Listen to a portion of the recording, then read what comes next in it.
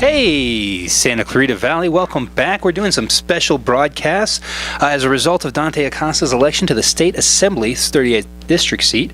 We have a vacancy on Santa Clarita City Council once again, and we have 50 applicants who have submitted their names into the proverbial ring, and one of them is sitting right here next to me, former Santa Clarita City Councilman TimBen Boydston. TimBen, thank you for coming in and for talking to us about the issues. It is a pleasure to be here again, Perry. It's always a great time to talk to you, and I want to thank KHTS for doing this, making this forum available.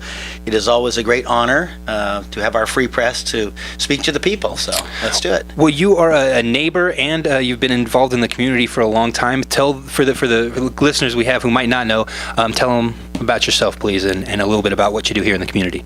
Oh, well, my family moved here when I was very young in 1960. And so I went to all of the schools from grade school all the way through College of the Canyons. The full SEV education. The full deal with our great schools out here, and I'm a product of those schools, which I, of course, am a big fan of, since my wife is an elementary school teacher in one of them, but actually I got a great education before that time. So my family, we're looking to get out of the San Fernando Valley.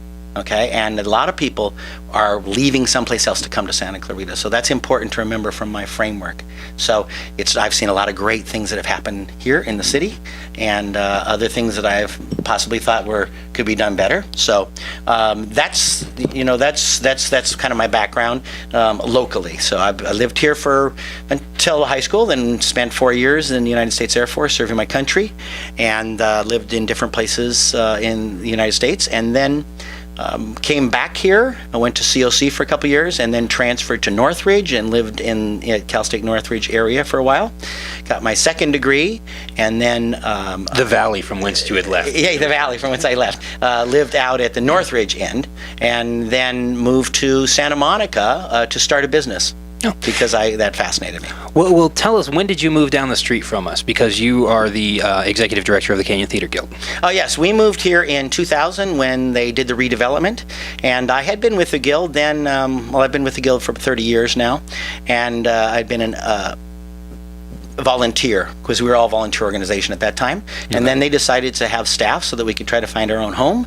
And so I went from being on the board of directors there to being the executive director, and it became my full-time job, and still is. And so we moved here in 2000 right down the street to help kick off redevelopment, and we've been a big success for the city. And I always like to say that's the best money that the city ever spent in redevelopment was to help the Guild be here.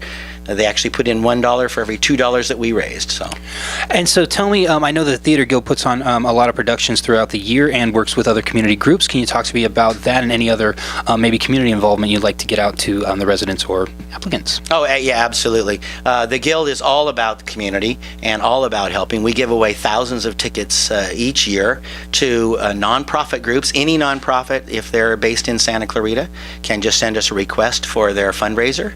And if they're a 501c3 nonprofit, we'll send them a couple of tickets for their fundraiser. We also sometimes give season tickets to the larger fundraisers. And I also work on a personal basis with groups such as the Senior Center. I've been a celebrity waiter for more years than I can remember.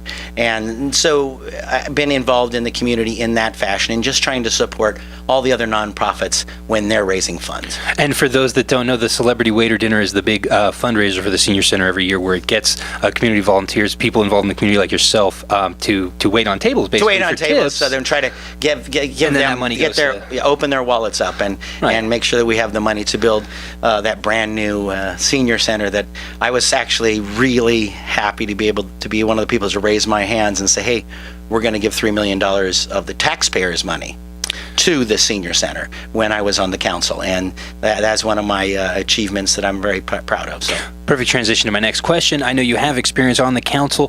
What do you see as the priorities for that city council going forward for the rest of the term, that if you were appointed to it? The priorities that I see are the things that I was working on when I finished my term, and that is working on transportation issues, specifically to do something about the traffic in this town, and development issues, because the traffic comes because of development. Right. So it has to be smart development, otherwise you're going to end up like the San Fernando Valley, and I don't want to see that happen. And a lot of people say it's too late. I don't think it's too late, but I think that if we continue to build pell-mell without putting in the right roads, infrastructure, and getting enough clean water for the people that live here, they're going to find themselves living in a place that is not as nice as when they moved here, and I don't want to see that happen.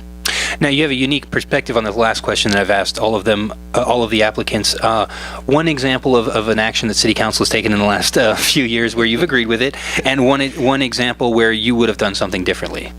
Well, the last year I counted up, and 97% of the time I actually was in the majority on the council, even though I'm seen as kind of an independent, and I am independent on some things. So some things I disagree with if I feel very strongly about that. I think the biggest thing would be economics. The city's been very fiscally conservative run, and that's the most important thing, really, because without running it right, you don't have enough money to do other things. Sure. I think probably the place that we've fallen down on most is the planning.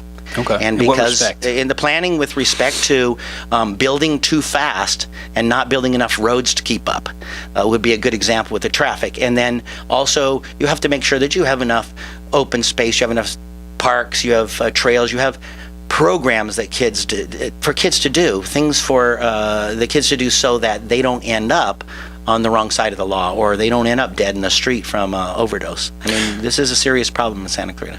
Did you have specific concerns about specific developments, or are you speaking in generalities when you say, being prudent about the development and the planning and the approvals?